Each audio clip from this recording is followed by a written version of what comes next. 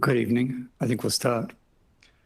Welcome to the Legal Practitioners Information Session to introduce you to the recently released Practice Direction Number 3 of 2024, which outlines a new protocol for sexual offence proceedings in the District Court of Queensland. If I haven't met you yet, Brian Devereux is my name, the Chief Judge. I warmly welcome you to this evening's event, you who are here and you who are watching. I also welcome you on behalf of the Sexual Violence Case Reform Project team, Lindsay Franklin-Brown, Julie Sarkozy, and Bess Pascoe. I start by acknowledging the traditional custodians of the land on which we're meeting this evening, the Turrbal and Yagara people, and pay my respects to the elders, past and present. I also acknowledge the importance of self-care. We're talking about sexual violence proceedings. It's a large part of our work on the District Court. It's a large part of your work, probably, if you appear before the District Court and prepare clients or complainants for the proceeding. Being affected or distressed by what you experience through others, especially if you bear some lived experience, is understandable. And your safety and well-being is a priority, and you're simply encouraged to take care of yourselves in a way that works for you. Today, the session will cover all of these things. A brief background, including the recommendations brought by the Women's Safety and Justice Task Force, Hear Her Voice Volume 2, Report 2, I'm sorry, the government and the court's response to the recommendations, findings of consultations, the literature review that was conducted, and the cross-jurisdictional analysis. The key features of the case management model that we've worked on, the court events and the court forms that will be required, the mediated case conferencing, which is a part of the pilot process, the role of the sexual violence case managers, and the principles of trauma-informed practice. I will just be speaking to the background of the project, outlining where we've come from, and the project team will then step you through the practice changes and the new protocols in more details. The Women's Safety and Justice Task Force identified that long delays in court proceedings, multiple adjournments, and the prospect of proceeding to trial are major factors in causing harm and distress to victim survivors of sexual assault. Now, a quick note on the language that I just used and might use. When referring to the task force and other literature, I will probably make reference to victim survivors to refer to persons who have or are alleged to have experienced sexual violence. That's not the language we use in court and in the court environment generally. The term is used in those works as a recognition of the harm suffered and the courage that it takes to survive sexual abuse of those who have. The task force consultation findings further highlighted the emotional toll of proceedings on victim survivors who expressed frustration and at times despair at the length of time it took for the matter to be finalised. And all of us in the process no doubt do, but that person has a particular sense of frustration and despair. The recommendations of the task force included these that are relevant to us. To establish the recommendations, no doubt you all read them nightly. They were expressed in terms of the Chief Judge considering establishing a specialist sexual violence list to prioritise and implement procedural changes designed to streamline and manage scheduling, reducing delays, providing more certainty to court users and their supporters. To improve court case management of sexual violence cases by drawing on successful strategies adopted by other jurisdictions, such as early allocation of the prosecutor and the defence counsel, identifying appropriately early guilty pleas, case management, and determining preliminary issues before trial. And the recommendations including the consideration of designing and implementing a model for mediated case conferencing in sexual violence cases, designed to narrow issues, settle subjects of cross-examination, agree on exhibits. This is not a prescribed list, these are some examples. And to settle, for example, evidence over which there should be no dispute, all designed to result in shorter trials and perhaps even fewer topics to raise in cross-examination. Mediated case conferencing might lead, therefore, to reduced re-traumatisation of witnesses while maintaining the accused person's right to a fair trial. In 2022, the government accepted the recommendations and committed funding to enable the District Court to create a project team to consult the sector, undertake research and cross-jurisdictional analysis, and to support the establishment of a working group and develop an options paper to advise on the best approach for proceedings in Queensland. There was a 12-month lead time, which allowed the project to understand different case management models, cherry-pick the key elements, the best elements of what was found, and apply them in Queensland. The project team led consultations, and these consultations echoed the findings of the task force as to what were the main causes of delay in sexual violence proceedings, including one thing, the increase in the volume of district court cases and matter complexity, which you all know about, how criminal proceedings have over the last, depending how long you've been in this business, 10, 20, 5 years, breaking up and taking longer to bring to trial. Another point was the use of running lists where multiple matters are listed in the same sittings week, briefing trial counsel and prosecutors too close to the trial date, meaning that negotiations were late, issues identified late, and undermining the effectiveness of early negotiations, and limited communication between the parties about the facts in dispute and the evidence to be led, uncertainty with regarding to trial dates, acting as a disincentive for early case preparation, and also as a disincentive to prosecutors having early conferences with complainants so that that would happen too close to the trial date. The continuing problems that we still have and no practice direction will cure of delays in provision of forensic evidence and protected counsel communication provisions. The project team did commission a literature review. It was undertaken by the University of Wollongong. I don't think anybody owns it. If somebody really wanted to read it, they could probably get their hands on it, all 110 pages. It's been published, yes. And there is a quote which sums it up.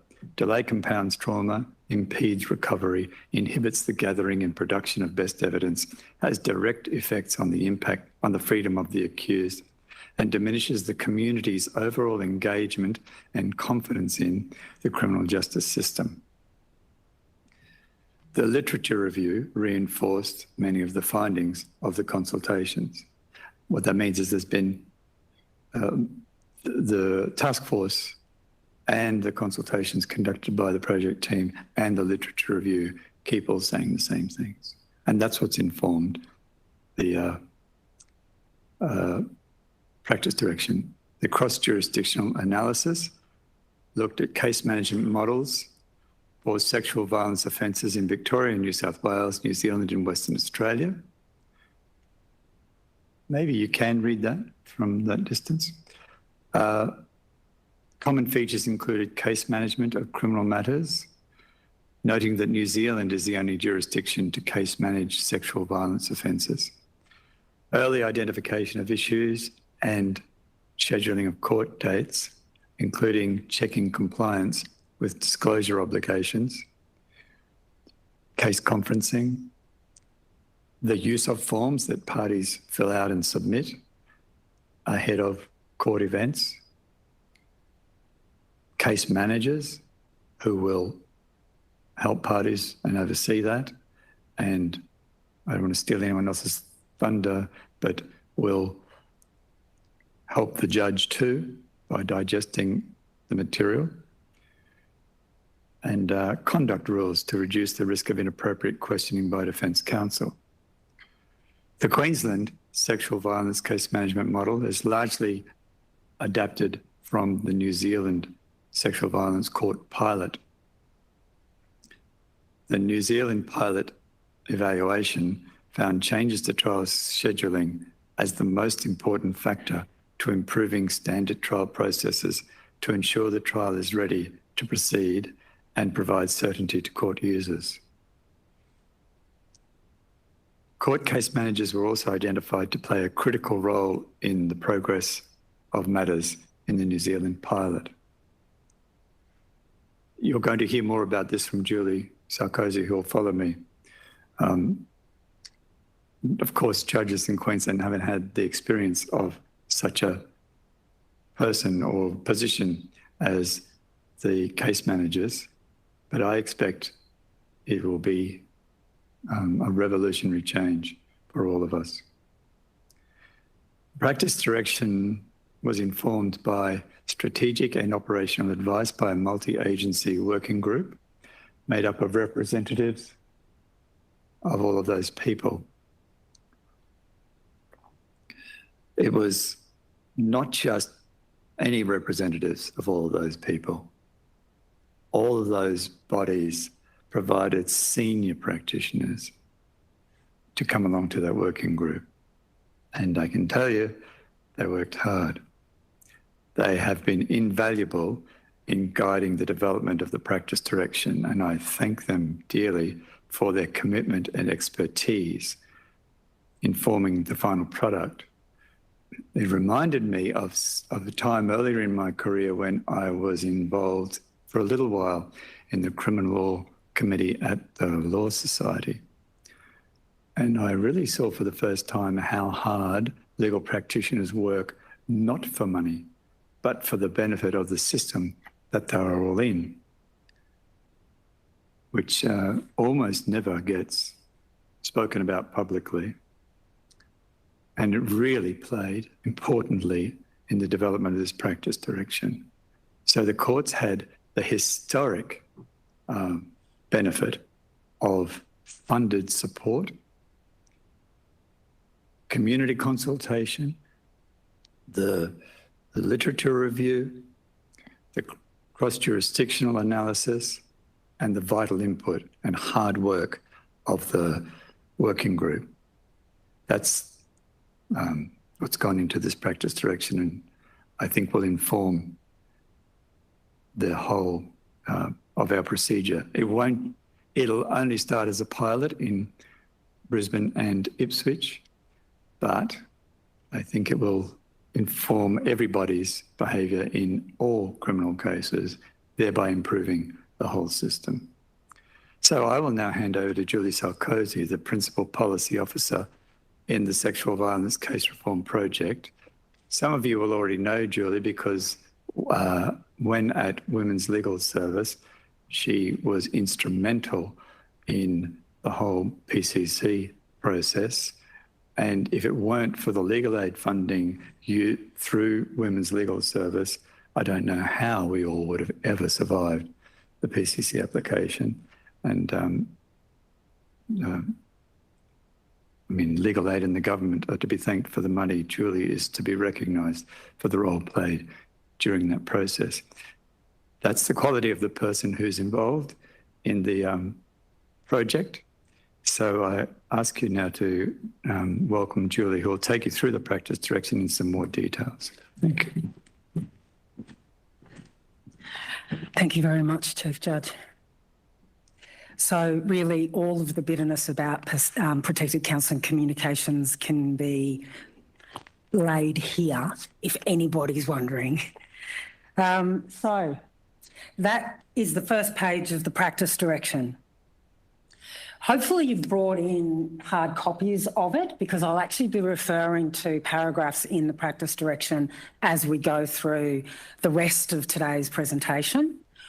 What I'm going to be doing is I'll actually go through the practice direction generally, and then I'll go through specifically how the practice direction will be operationalised in Brisbane and in Ipswich, where the pilots sexual violence lists are actually running.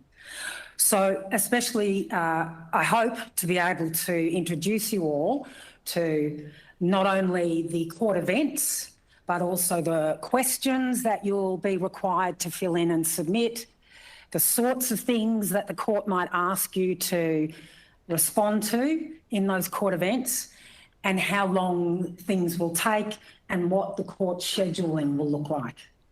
So hopefully it's a beginning of a journey that we are all on together. So the first thing I'd like to say is the practice direction is divided into two sections. The first section is Part A and the second is Part B. Part A talks about the aspirational or the best practice guidelines that we want in Queensland, in the district court, when it comes to sexual violence proceedings. It talks about supporting practitioners and the practice of full and early disclosure. It talks about actually encouraging meaningful communication between parties early and throughout the proceedings. It actually asks us to talk about, not so much talk about, but think about and turn our minds to ways that we can actually ensure that the trial is dealt with and is met in an expeditious manner, but also in an effective manner and in a predictable manner. Keeping in mind what Chief just said about these are the actual impacts on all court users. Unpredictability of court events is a big one, is a really big one in terms of the trauma and the instability that creates in people. So one of the things that the Part A talks about is there is an aim or it's basically the guideline of when people are getting dates, an aim to list sexual violence matters 8 months, the trial, 8 months after presentation of indictment. So that's all there in Part A. Part B provides procedural and practice information regarding the operation of the sexual violence case management pilot in Brisbane and in Ipswich. And that pilot is happening for a period of 2 years and will be commencing on the 2nd of September this year. So a little bit more information about the actual sexual violence pilot program. Firstly, the scope of matters that will be on that list will be your Chapter 22 and Chapter 32 offences, sexual offences.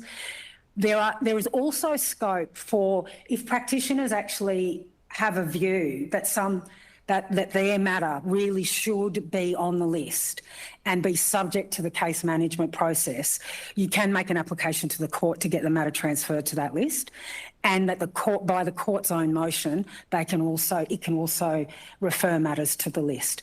Generally speaking, though, we're actually going to presume that it's predominantly sexual offences that will be on that list. At paragraph 23 of the practice directions, it will say that when the matter is before indictment presentation, we want the parties to communicate, and that when the defence or the legal representative of the defendant indicates this is not going to sentence, then at indictment presentation, the DPP will ask the court, could you please make an order for this matter to go on the sexual violence list? So an order needs to be made for it to go to that list, and it will also be given the first sexual violence court list date, which will be 4 weeks from indictment presentation, and the first court event is called the case review hearing. So the case review hearing, before I go on to that, I also wanted to point out that some other really important features of the sexual violence list is there is actually at the moment a pool of about 4 judges who have indicated that they will be sitting on the sexual violence list. And what we're hoping and what we're proposing is that they will actually go through weekly rotation. The other thing is that as well as the sexual violence court events occurring with that judge, they will be listed in the afternoon so that practitioners are available for morning mentions and call-overs and those kinds of events, so that they're available to come to the sexual violence list in the afternoon. The other important thing, and this has come not only from the working group, but very, very clearly out of our consultations, is that practitioners have said, well, look, if there are going to be all of these new court events, and who's going to fund them? How are we going to be able to participate in these if we don't have more funding? Can I just say on behalf of Legal Aid that they have made a commitment to this program, to this project, and they've actually amended their grants of aid structure so that there's additional funding to compensate practitioners in their appearances for any of the sexual violence case management court events. So again, that's going to be in Brisbane and in Ipswich. So any of the court events I'm talking about now are funded. So that commitment has already been made by Legal Aid. And I've got something there about the DPP, but I've got a very senior representative of the DPP here. So Phil, would you like to tell us the commitment from the DPP? Yes. Yeah, thanks, Julie. As you can see there, the DPP have indicated an in-principle support for the continuity of the prosecutors. That's a really important feature of the pilot project. That is that the DPP have the same prosecutor engaged in the matter throughout the course of the prosecution case, and that's our in-principle support is our best practice aspiration. That benefits everyone. It benefits the lawyers appearing against us to know that there's going to be that one prosecutor making the decision in all aspects of the case. It benefits the complainants and the witnesses that we're supporting, and ensures that we can minimise the trauma impact on our victim survivors in those circumstances, so that they're not having changed contact. And that was one of the other findings of the Women's Safety and Justice Task Force, and the critical one is the victims feel that being handed off from one prosecutor to another because of the court system and the other matters that we can't address, that was something that affected the victim's experience of the justice system. And undoubtedly, having that continuity of prosecution service, which is our best endeavour and our in-principle support, will achieve that. Thank you very much, Phil. So I'm going to talk a little bit about the case review hearing now. As I indicated, that this is actually a mandatory pre-trial hearing, and it's listed 4 weeks after indictment presentation. It's actually the first opportunity for the parties to advise the court how they think this matter is going to move forward in the future. What things need to be resolved, what things need to be disclosed in order for this matter to be ready for trial. And at 4 weeks, that's when parties will be coming to court and actually providing the judge with that information. To actually support this process, there is a case review hearing form, which is online, that we would be asking practitioners to fill in and submit to the sexual violence case manager. Again, this is a new person in court who will collate the information on this form to provide to the sexual violence list judge on the day. It needs to be submitted 5 full business days before the case review date. Now, I'm really surprisingly unskilled at technology, so Des, can you just help me here? I'm just going to try and actually open the form up for you so you can see what it looks like.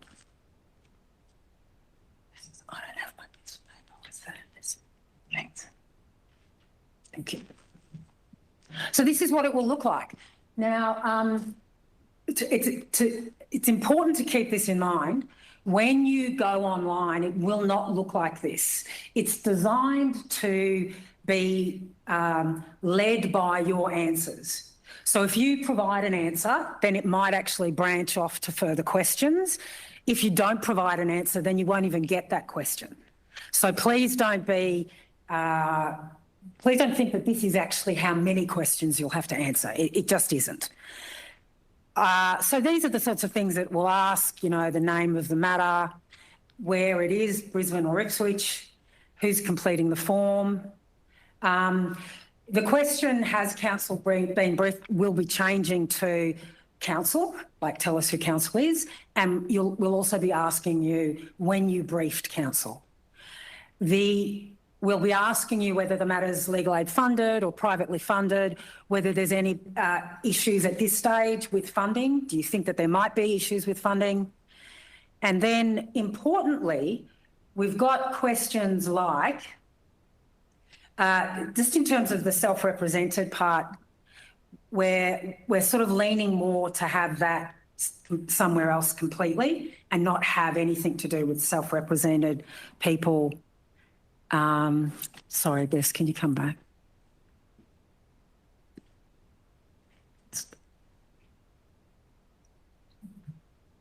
Here we go. So we'll have a section for self-represented defendants. The research and the evidence shows that out of over 500 sexual violence matters in the last year, 12 of those had self-represented defendants. So it's very small, but it's certainly, I think, really important for us to provide information to self-represented defendants and give them ideas of what they could prepare if they can. We'll be asking questions like, about disclosure, particularly. So as you can see here, this probably looks familiar. What that is actually almost a cut and paste of the criminal code in terms of, do you have this? Do you have this? Do you have this? And that's 4 weeks after indictment. And not only do you have all of these things, but if you answer no, I don't, then that will actually come out to another question, and it will come out to another question.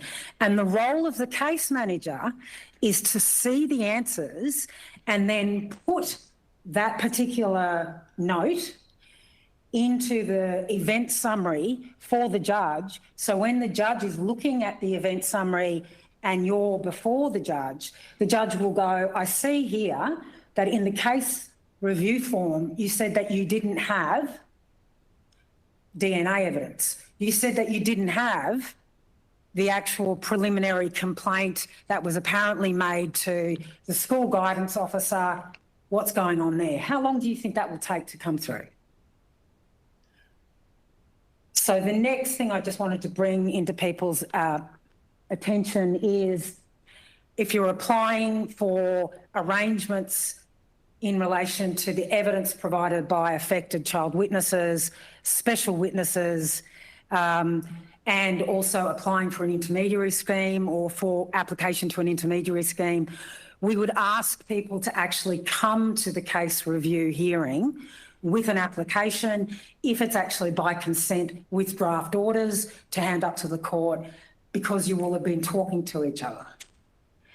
The role of the case manager in this instance is to also provide parties with available court dates for all of those court events that are part of the sexual violence list. So the case, well, you'll be at the case review hearing, the trial readiness hearing, pre-record, trial review and trial. And the goal is that matters that are in the sexual violence pilot will get a trial date 6 months after the case review hearing. So the aim is that for parties to turn up with, we've actually talked to each other, we've talked to the sexual violence case manager, these are the dates that we would like. So that when you leave the case review hearing, you have all of those dates. You've also indicated at the case review hearing what applications you think you might need to file. Now, as Chief Judge mentioned, I have some experience with protected counselling communication applications. My view is that when you look at the brief of evidence, if it actually says, I went to counselling for the last 2 years and it has made me brave enough to come to the police and tell them what happened to me, I think that that might be good grounds to say you might be making an application for PCC. And you'll know that as soon as you read the statement. So you should be able to indicate to the court 4 weeks after indictment whether or not you're going to actually make an application for PCC. And again, there are other applications that you might already know. I'm going to make an application for a basher. I need to do X, Y, Z. I need to make a judge alone application. We're asking you to turn your minds to the brief of evidence, to turn your minds to the matter so that you can answer these questions already. Not in a fulsome manner, but definitely the expectation is, and if you look at the practice direction, the expectation is that whoever turns up to the case review hearing should be able to talk about how the case is proceeding, how your case is proceeding. Now, I do this. No.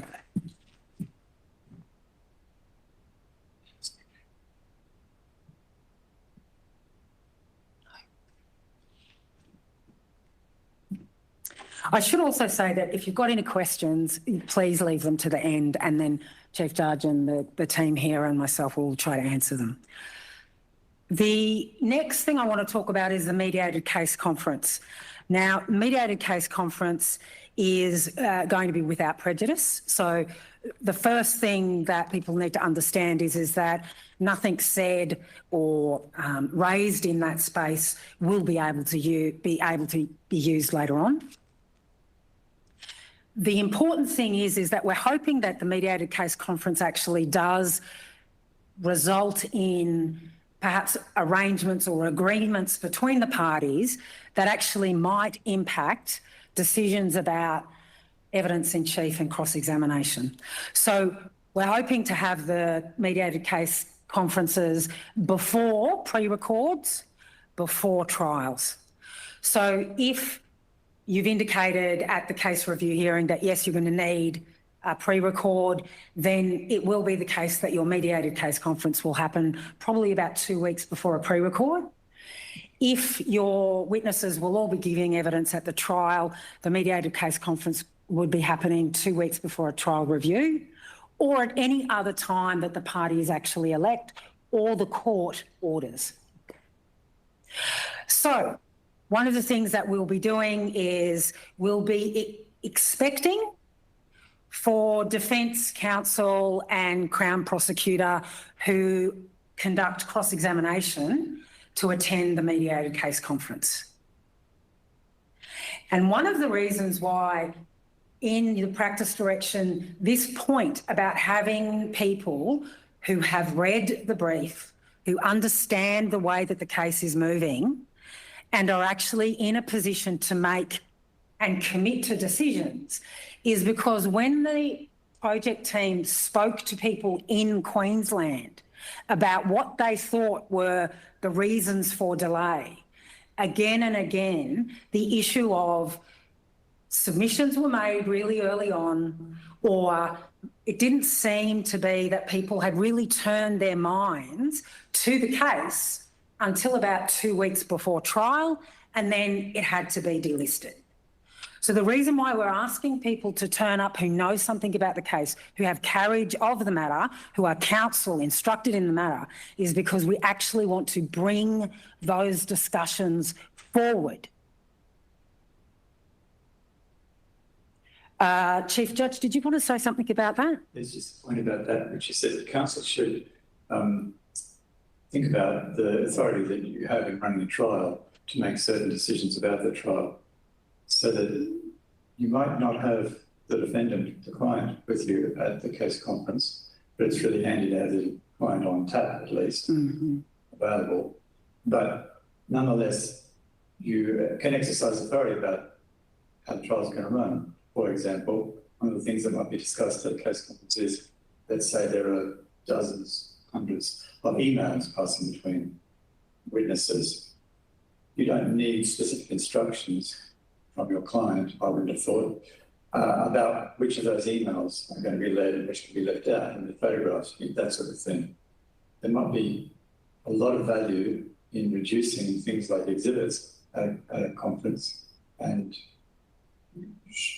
Councillor, I'm asking for you all to consider the authority you have to make decisions like that, which might come up, but you haven't got specific instructions about them. You might not need specific instructions about it. So the purpose of the case conference is to narrow issues, settle any agreed facts, if that's possible, test strengths and weaknesses of your various positions in the case, for prosecutions to provide a trial plan, and also to provide some indication as to sentence at that stage.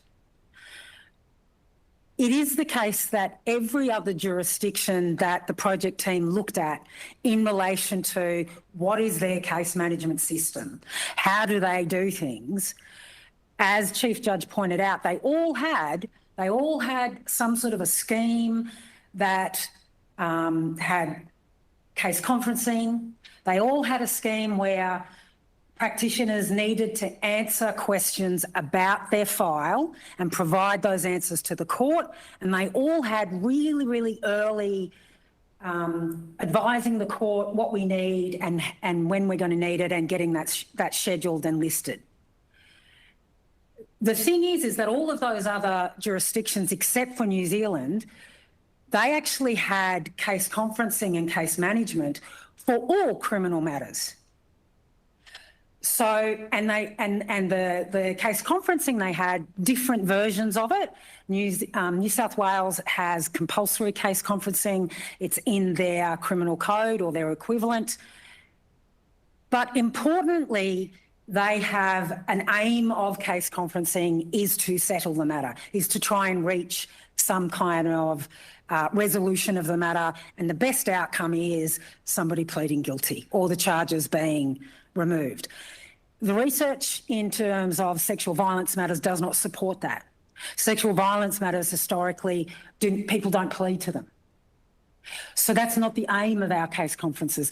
The aim of our case conferences is very much, is there anything you can leave here agreeing to and potentially narrowing before trial? And if that actually does mean you don't have to actually cross-examine the complainant on 10 topics, you only have to cross-examine them on 5, then just by reducing the amount of topics that you need to cross-examine the complainant on, we're saying that's actually going to reduce their harm. It's going to reduce the amount of time that they're being cross-examined.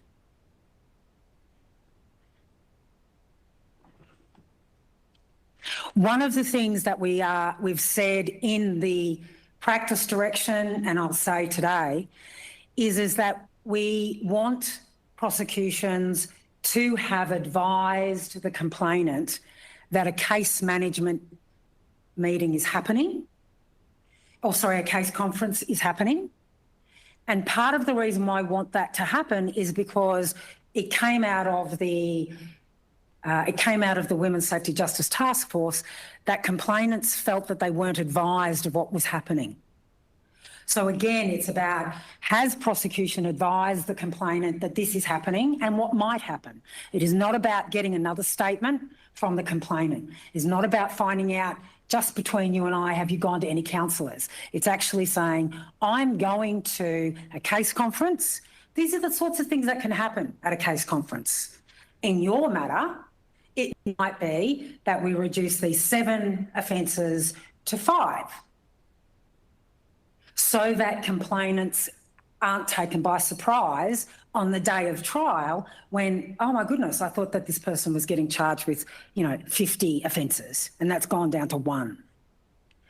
The other thing that we're asking is for defence to take instructions from their clients, and if they can, have the defendant available by phone. But as Chief Judge pointed out, that's not a necessity. It's just, I think that if you can reach some agreements, then that would be best for the case and for you.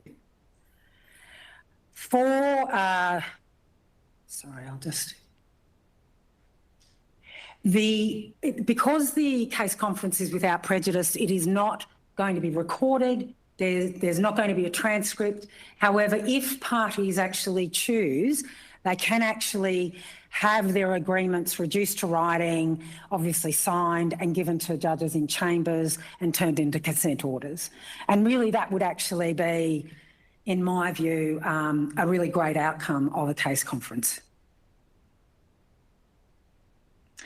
There's another new event. They're not really that new, but they're sort of being called something a little bit more formal, which are directions hearings. 2 types of directions hearing. One is where a party will ring up the case manager and say, look, we actually haven't received the records that we wanted to, that we want to actually access, that are part of the PCC application. They're not coming. We've just spoken to the Department of Education. They're on holidays. They've gone to, Honduras. And so we're not going to be able to meet the actual directions that were given to us on the last occasion. We're going to need to go back before the judge and get new dates. So it's like we need a directions hearing to get new case management directions. The other type of directions hearing is the directions hearing to finalise and get orders in relation to prescribed measures for the examination of a vulnerable witness. And I say vulnerable witness, keeping in mind that the witnesses in the Evidence Act that I'm talking about are special witnesses, affected child witnesses, or any arrangements that an intermediary has included in their report.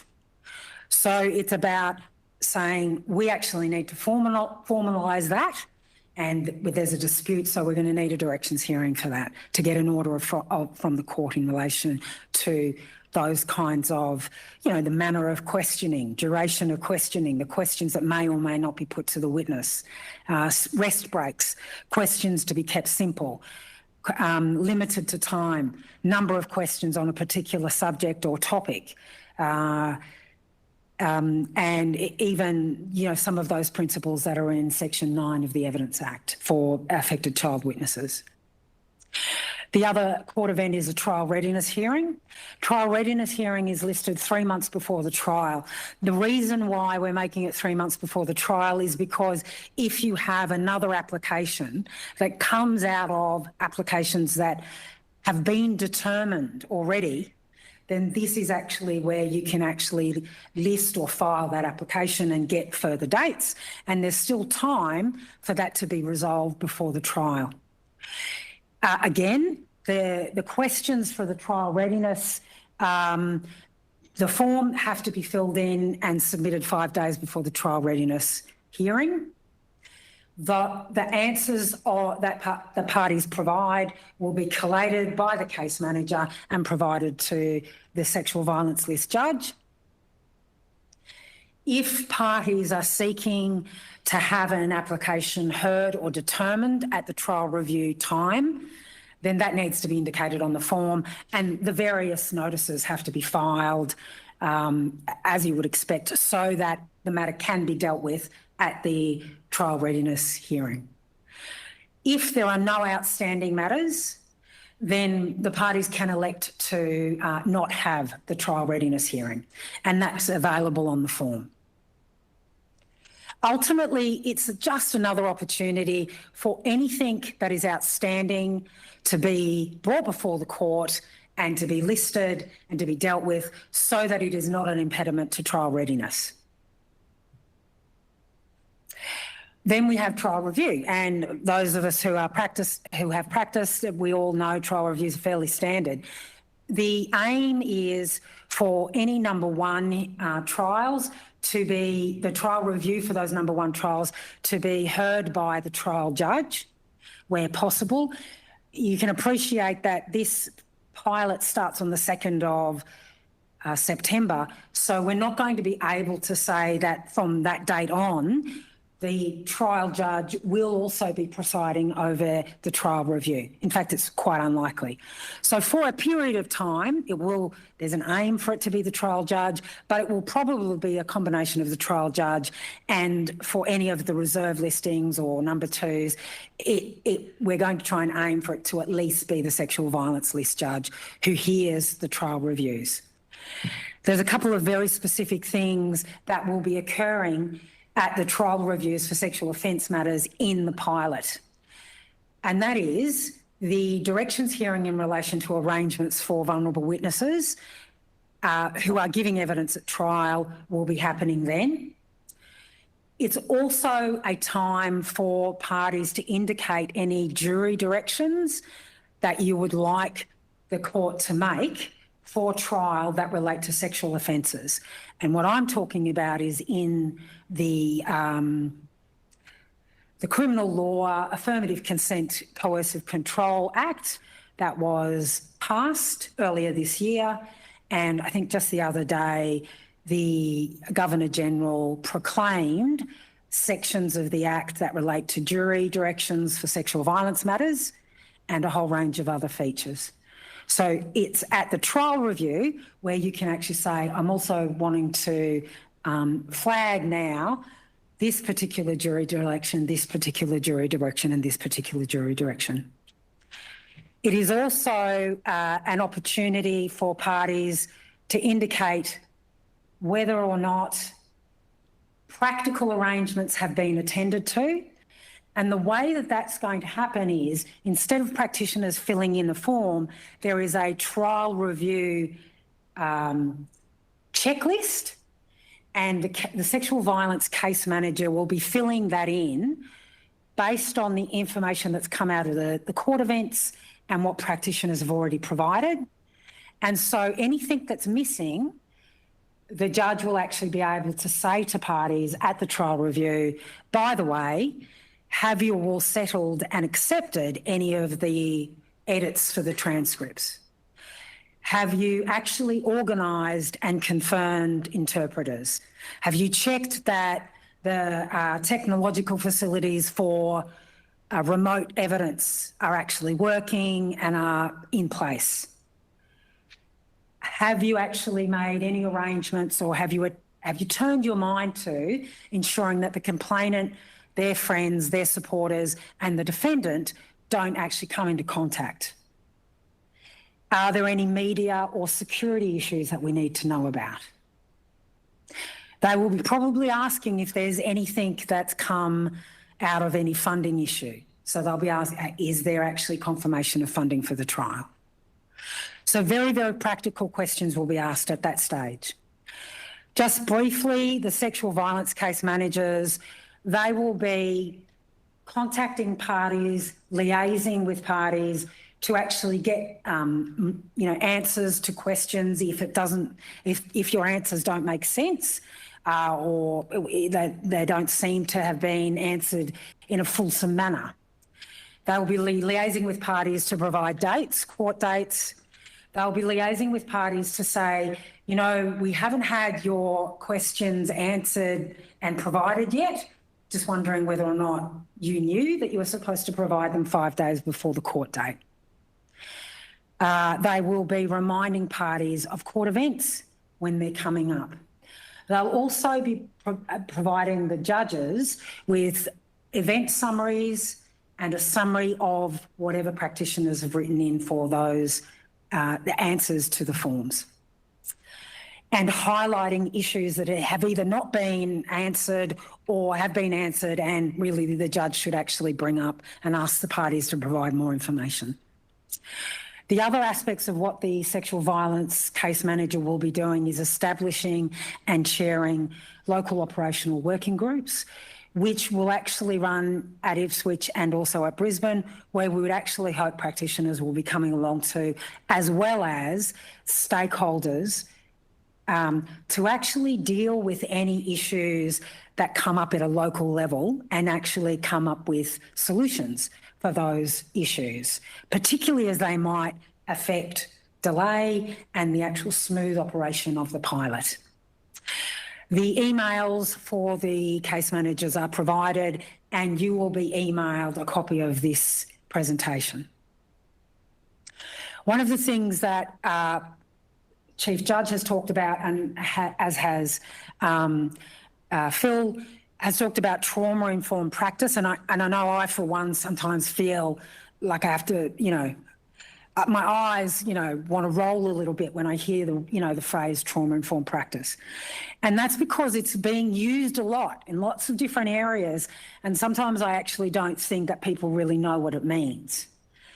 And that may or may not be true, but one of the reason why the Women and Safety Justice Task Force asked Chief Judge to consider doing this was to actually embed a trauma-informed response to sexual violence matters and to complainants in sexual violence matters. And so you might be thinking, well, how's that being reflected? Well, the whole notion of trauma-informed practice came out of America, and it came out of health services. And it said that basically if we as people who are working with members of the public want to actually provide a trauma-informed practice, then our practice needs to have these features. It needs to be able to guarantee safety, or it needs to be able to provide safety. It needs to be able to be trustworthy. It needs to provide choice. It needs to be collaborative, and it needs to empower our clients. So I'm saying clients, but I'm hoping that you know who I'm talking about. The accused, the complainant, court users. And so how is what the Chief Judge is wanting to provide, or the practice direction and the pilot, how does that actually meet any of those trauma-informed principles? And so I'd like to point out how that happens. By reducing delay and by increasing court predictability, the direct principle that's actually engaging is safety and trust. You are saying to your clients, on this day, there is going to be a pre-record, and we're proposing that if that is the day that the person has their pre-record, then that actually increases their trust in you, increases their trust in the criminal process, and that also gives them a sense of safety. I was told that the trial will happen on this particular day, and it happened on that day. That means that the complainant trusts you, feels that the criminal justice system is safe for them, is predictable, is reliable. And in terms of working out, being told there is actually, I'm going off to a case management, or I'm going off to a case conference, these are the things that can happen in a case conference. It may be that we agree on the evidence or this aspect of the evidence. It may be that we agree on some of the facts. And so warning or telling the complainant that that's what a case conference might happen provides the complainant, provides the defendant with an idea of choice, empowerment, collaboration. This is particularly true when you are talking to the complainant about, and sometimes the defendant, about how they are going to give evidence, what their options are, and saying, well, these are the options because you're a special witness. Do you want to have a support person? Do you want to provide your evidence remotely? Do you want, I know that I'm not sure there's that many fans of the dogs, but do you want a support dog? Providing those kind of options, giving our court users what their legal options are and saying, this is what you can choose to do and I will support you to do what you want in that space. It ensures that complainants feel safe, they feel like they can trust the criminal justice process and they can trust you. The issue about trying to minimise complainant and their friends and supporters' contact with defendants is very, very important for ensuring their safety and them feeling safe when they're actually coming to the court. We've also talked about the practice direction trying to inform and reduce unpredictability, not only in terms of scheduling, but also in terms of outcome and what people can expect from the court. Again, that's enforcing safety. It's encouraging trust. It's encouraging a sense of collaboration and empowerment. Also, what we've done is Chief Judge also provided some really specific training for the judiciary on best practice in relation to sexual violence proceedings, features of trauma and trauma response, and how that might affect memory, and how it might affect not only how memory is formed, but how memory is recalled or how you recall things, as well as rape myths and how they might affect the trial process. Again, this is trying to embed principles of safety, of trust, of predictability in the court process itself. So that, in my view, is how we are trying, all of us, to try and have a trauma-informed practice in the court process without affecting the rights of, you know, how a fair trial is supposed to be conducted and the rights of the defendant. So that brings me to the end of this session. Thank you very much for your attendance. We have a system of providing feedback, and that's a QR code. You should see those QR codes outside. Would really, really ask you to basically click onto that and provide your feedback, because then that's very, very useful for us moving forward. There is another one of these sessions happening here on Tuesday, so of course we'll take on any feedback. But right now, it's question time. So Chief Judge and I are, and the members of the working group and members of the project team are here to answer any questions. Yeah, that's on. Thank you.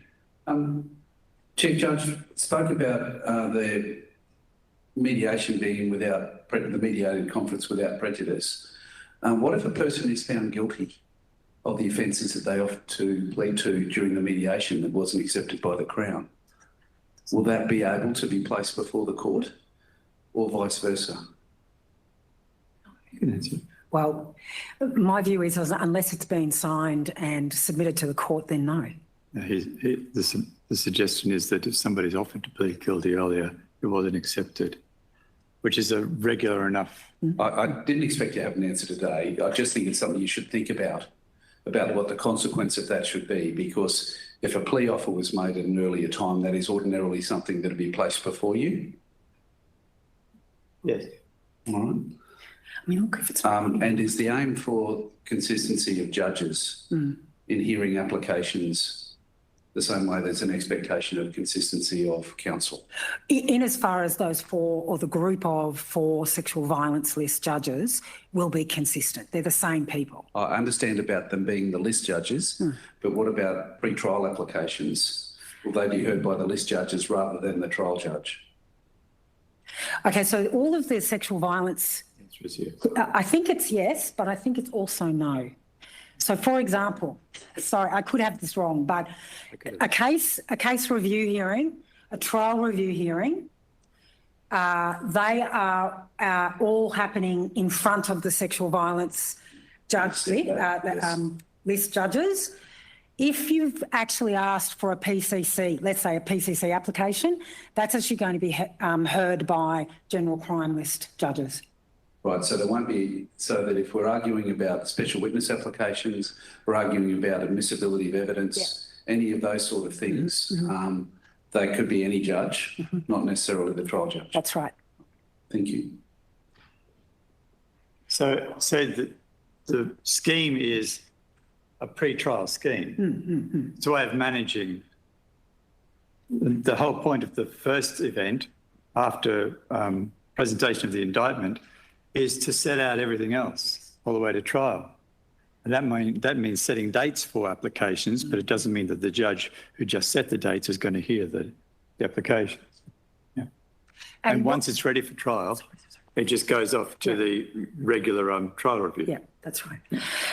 Importantly, what we're trying to do is we're trying to provide some continuity of decision-making and information by having the case managers provide those summaries so that every time the sexual violence list judge looks at the matter, they have a view of what happened before and what should be discussed and what the parties need to actually resolve now. So that's in part another trauma-informed principle. You're not starting from a blank sheet all the time. The other aspect is that the actual answers that you provide in the questionnaires, they're actually not forming part of the file of the court and they're not disclosable. So, I mean, obviously you have to actually exercise your own common sense. You don't want to actually say anything on there that you don't want to reveal, but at the same time, they're not disclosable. They don't form part of the court file.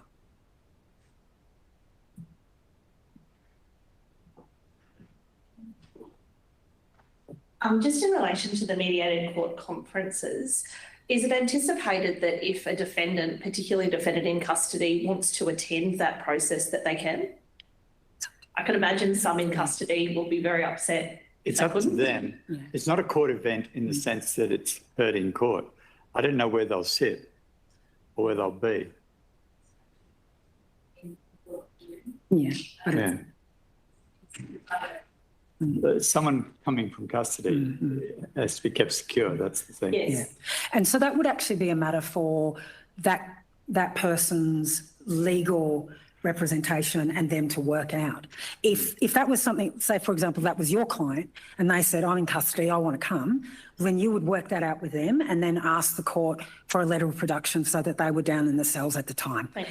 Like, there's no prohibition for them to come. It's just that they're not necessary. It's not necessary. Yeah. You're still on? Okay, thanks, Ken. I want to draw an analogy from the recent Supreme Court direction because it has built in this system of resolution conferences and the like, and it discusses this common thread throughout that there's nothing required or nothing in the practice direction that requires the defence to show its cards. That's right. That's right. I just want to make sure that that's still something that is definitely in this one. Yeah. And then how does it then fit with the requirement or the subject matter of a mediated case conference when it comes to discussing cross-examination questions? And in the trial review, when it comes to questions of directions, for example, and by way of example, I think of perhaps a Robinson type direction where you might not want the court or particularly the prosecutors to know that your cross-examination might be built in a way that it requires a Robinson direction. And I'm just trying to work out how it is that those types of issues will be dealt with. And if you do have to say at a trial review, I'll be seeking a Robinson direction, will you then be called upon by that particular review judge saying, well, why, what grounds, what basis do you say that you'll be entitled to it? Or is it simply just this is what I'll be seeking at trial and the discussion's reserved for trial? The directions you're talking about are the ones that are going to be in the legislation. Yeah, and passed on the 23rd of September. That sort of direction. Yeah, I'm not talking about the directions that currently exist. I'm talking about the directions that are specific to sexual violence matters that have been proclaimed and will be in force on the 23rd of September. Right. And yeah, and it's not, sorry, Chief Judge, it's not anticipated because there were changes to the legislation that required application for things like what once called Longman and Robinson directions, but that's not what you mean by this. This is these ones that sort of have sort of categories based on sexual. That's correct. That's correct. But also, I think that's not a bad idea. oh, no. It was mine. What was my idea? Well, that at the trial review, you should be able to say, of course, we'll be asking for a so-called Longman direction. But I guess the point of my question is, if that be the case, sure, but will we be required at that point, and that is the trial review, to justify why we'll be seeking those directions by the trial judge, or is it simply just, this is the idea, it will be discussed later at the trial? Because that's where, in my view, it starts to encroach upon that principle of we might have to show our cards, and that's something that might strictly come from cross-examination, that we have that benefit and luxury as defence to leave for surprise. Yeah. That is sacrosanct.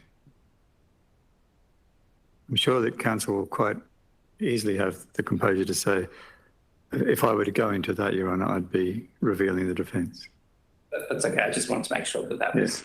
And it actually says quite clearly in the practice direction that nothing about the practice direction, nothing in the case conference requires defence to reveal their defence before trial. The point about, I wanted to make... Yeah, it is in the practice direction, yeah. Yeah, but the point about cross-examination is more about the rules of cross-examination, particularly under the new supercharged Section 21 of the Evidence Act, which comes from the Uniform Evidence Act. I always enjoyed saying our Section 21 only has a few lines in it, but it packs a punch.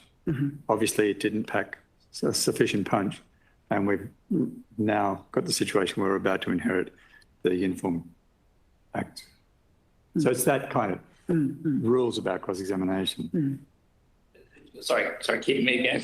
Yeah.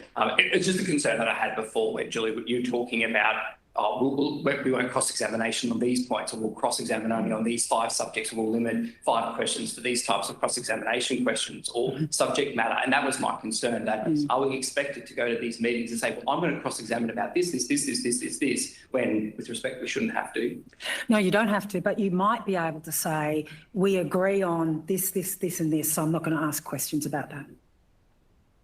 Is there a reason why 5 days has been chosen as the timeframe to submit the forms? Because I just question how accurate the forms will be when often, as has been recognised, court dates inform work on some occasions, and particularly, in my experience, disclosure. So is there a possibility that that could be reduced so that those forms are a little more accurate? It's shorter than it was before. The working group did some work on that. 5 days is as good as it can get at this stage. And look, if in 6 months it's not working because of the 5 days, I don't know, we have to review it. It's always going to be under review. But the point is to get people organised earlier. And there's a thing about this practice direction, as there is with any practice direction, depending on your practice, particularly there are certain defence firms for whom this will mean almost nothing. Because by the time the indictment's been presented, they have briefed counsel, they have conferred with their client, they know precisely what it's going to do. They come to the presentation of indictment saying, we want a trial date and we want a pre-trial hearing listed like this. So for those practitioners, there's no news in this. But that isn't the general rule. And the idea is to encourage a different general rule. And this is my last question, I promise. With the reviews and hearings and conferences being held in the afternoon, people with a busy practice usually are in court in the morning. We're drafting sentencing outlines and conferencing in the afternoon. Is it envisaged that these reviews will happen one particular afternoon a week, or will it be every day? There are probably so many that it'll happen at least 3 days a week. Is that the plan? Yes. 3 afternoons a week. The reviews that we're talking about are not the case conference. It's the case conference that you really need trial counsel. The review that's 1 month after the presentation of the indictment doesn't have to be case counsel, but it has to be somebody, you know, who knows what's going on, who is thoroughly able to speak to the issues. And I'm not sure what this is going to do to the I appear as turn agent for practice. And that's going to be possibly a very significant thing for legal aid, who regularly have a legal aid Brisbane person appearing as town agent, but so do other firms. And the difficulty with that is the person appearing as town agent knows nothing more than what's written in front of them. The big difference is that at the first, what is it called? Case review hearing. The case review hearing.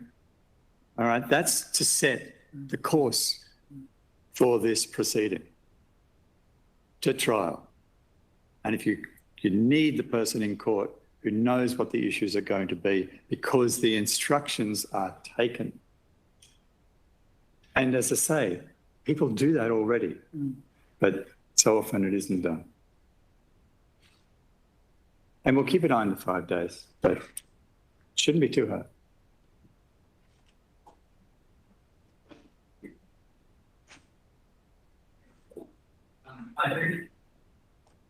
It'll probably just work. Yes, it worked. Thank you. I appreciate you indicated that self-represented defendants are a very small proportion and at the moment are not intended to be part of this process? No, they are. Sorry, I probably misspoke. They are, of course, they can be part of this process. The part that we're not intending them to engage in is the case conferencing. Thank you. My question was going to be for those matters where a Section 21.0 order has been made and counsel solicitors has been briefed only for the cross-examination of the complainant, which, as we know, although is only a grant to cross-examine the complainant, practically involves preparing the whole trial or much of the trial. Is the expectation that those practitioners will participate in this program? No. But then, I haven't thought of that. Have we even thought of it?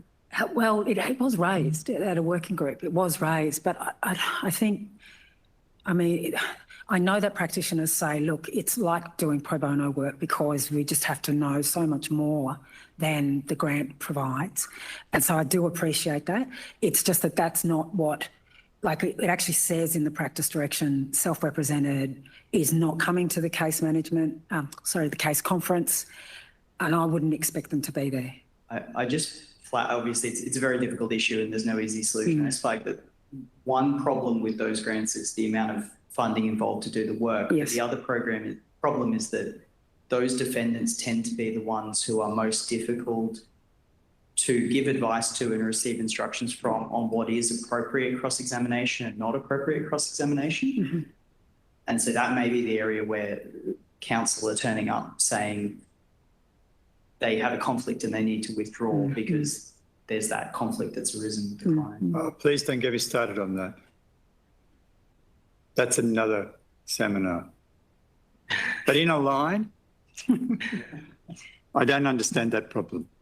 I don't understand it because that grant is to ask the questions which the defendant would ask if he or she could, usually he could ask himself. Varied by counsel's duty. So you could almost do it without speaking to the client and to that person by saying, you write down all of your questions and give them to me. Thank you. I'll now go and ask the questions that are proper ones, and that's that. I really don't understand how we repeatedly have firms coming back to courts or to legal aid saying, I have a conflict. So the pre-recording can't go ahead in 2 days' time because of the conflict. I started on it. Sorry. Thank you, Chief Judge.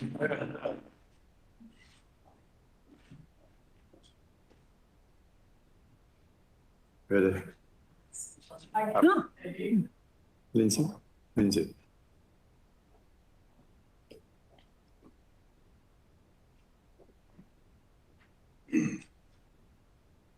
Is the pilot going to address the endemic problem of police failing to make disclosure? The Zoffanoff report had an annexure in it that shows that in the ACT there has to be a certificate produced that evidences that full disclosure has been done. At the moment, disclosure frequently doesn't occur, either because the police don't know how to do it or deliberately withhold stuff.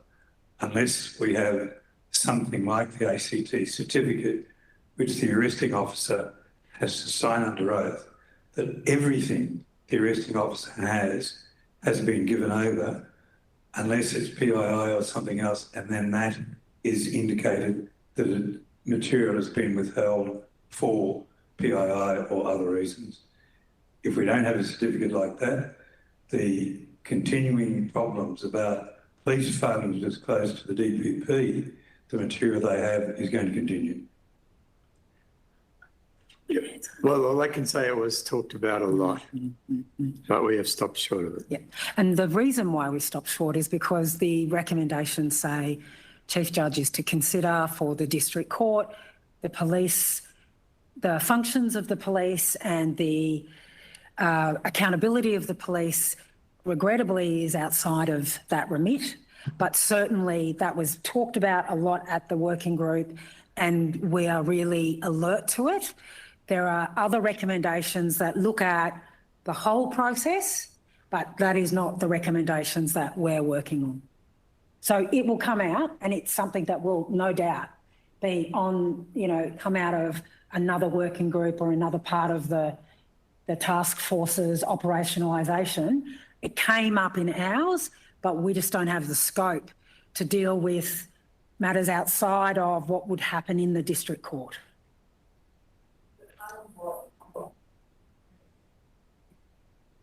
Allows the microphone broke and I forgot to use the microphone, is that with those resources we can connect with other project teams that are working on the task force recommendations and look at that flow through, so that we're not siloing just in that district's court space, and we can look at how is this issue of police disclosure feeding into delay, and working with those other teams.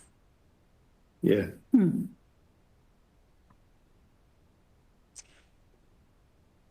Are there any other questions? Yeah.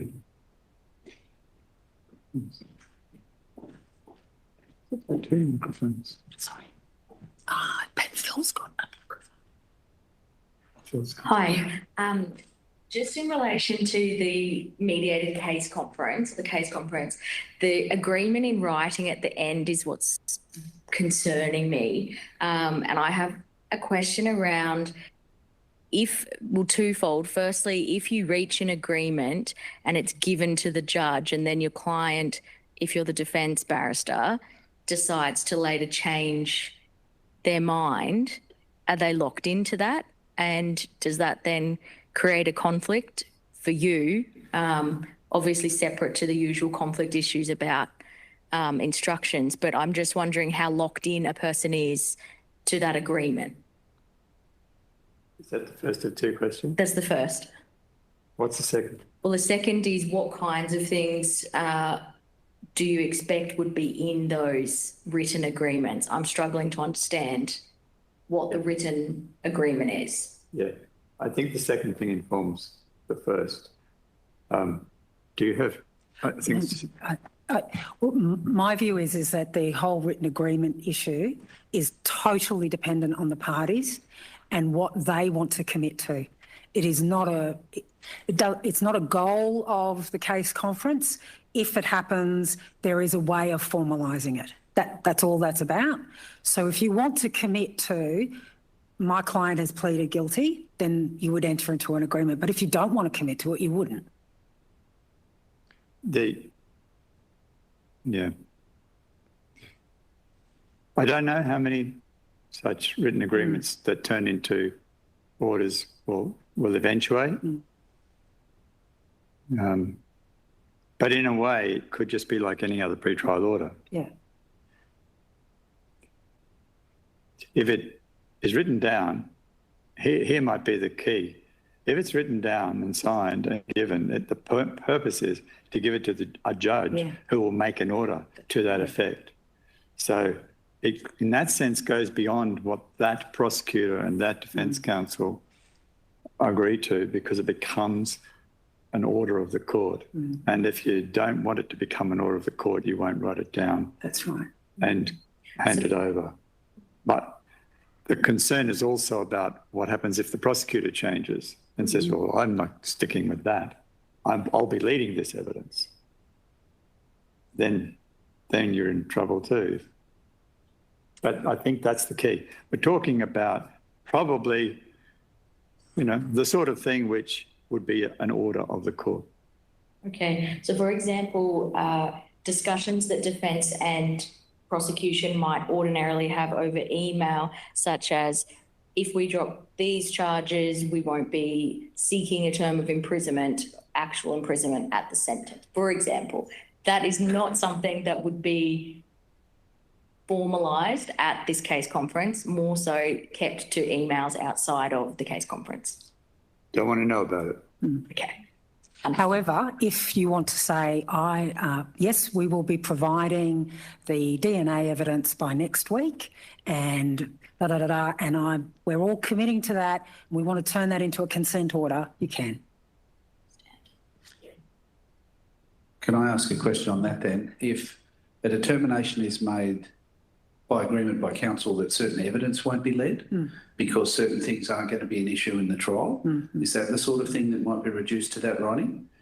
To then bind because both the prosecutor and the defence counsel could change. And that sometimes happens. And then people take different views about the admissibility of something, and that causes some of the delays. The idea is to try to reach certainty for everybody's benefit as soon as possible. I suppose you can't it can be undone, I suppose. Oh, well, and if the evidence was to change in the trial or your instructions change, then that would have to be undone. Yeah. The issue would be that you would then have leave, the prosecution would then be leaving the evidence they agreed not to if it became an issue in the trial. Perhaps the way to deal with that is, or to think about it, approach it is, in the same way that a pre-trial ruling can be reopened. And that's why I was asking about whether you're going to have consistency of judges around the 590 issues in particular, because sometimes rulings are undone because trial judges don't necessarily agree with the previous ruling. Well, it can be, I know that it has to be reopened, but there are opportunities to play with the edges of it. What's the rule? Is it to be reopened before the same judge or the trial judge? Is that it? Is that what it says in the section? It's required that it can be reopened if it's in the interest of justice. Yeah, but it's got to be before. It has to be before the trial judge. Or the judge who made the decision, wasn't it? Yes, ordinarily. I don't know that it has to be the same judge. Right. I think that's the only way to practically approach that idea. Think of it as a pre-trial ruling, or at least some kind of pre-trial direction, but more of a pre-trial ruling, which shouldn't be disturbed unless it's the sort that you would reopen under the code for those reasons. Was that a hand? No.